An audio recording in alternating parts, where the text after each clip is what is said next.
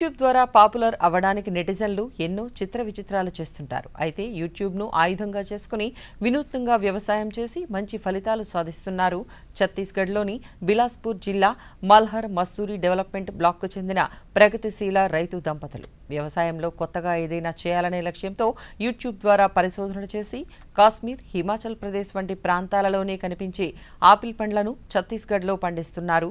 ప్రాంతం కాని ప్రాంతంలో ప్రతికూల వాతావరణంలో కూడా ఆపిల్ పండ్లు పండిస్తూ ఔరా అనిపిస్తున్నారు ఈ ఆదర్శ రైతు దంపతులు. ఆ విశేషాలేంటో ఇప్పుడు చూద్దాం.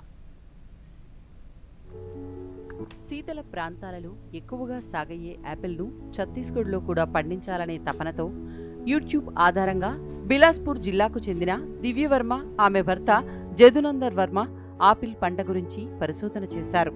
హిమాచల్ ప్రదేశ్ నుంచి ఆపిల్ మొక్కలను తెప్పించి బిలాస్పూర్లో యాపిల్ సాగు ప్రారంభించారు. 150 చెట్లు సాగు చేయగా 50 నుంచి 60 కిలోల యాపిల్ పండ్లను పండించగలిగారు. వీటిని గ్రామస్తులతో పంచుకుని మార్కెట్లో కూడా విక్రయించారు. 2 ఏళ్ల శ్రమ ఫలితంగా యాపిల్ పండ్లు చేతికందడంతో తమ కల నెరవేరినందుకు వారు సంతోషం వ్యక్తం చేస్తున్నారు.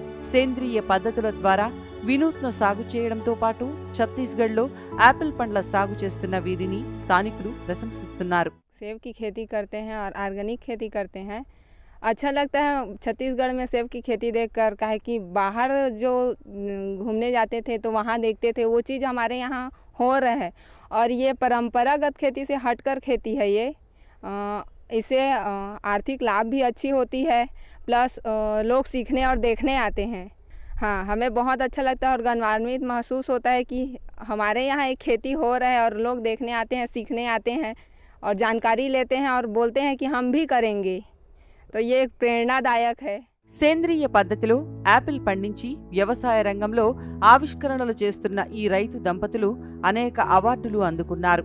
వీరు ఛత్తీస్గఢ్ నుంచి ప్రాతినిధ్యం వహిస్తూ ఢిల్లీలో జరిగిన గణతంత్ర దినోత్సవ వేడుకలలో పాల్గొన్నారు. వ్యవసాయ శాఖ ద్వారా శిక్షణ, వ్యవసాయ పథకాలపై సమకాలీన సమాచారంతో వీరు సేంద్రియ వ్యవసాయంలో మంచి ఫలితాలు సాధిస్తున్నారు. యాపిల్ పళ్లే కాకుండా లీచీ, వివిధ రకాల కూరగాయలను సహజ పద్ధతిలో పండించి జీవనోపాధి పొందుతున్నారు.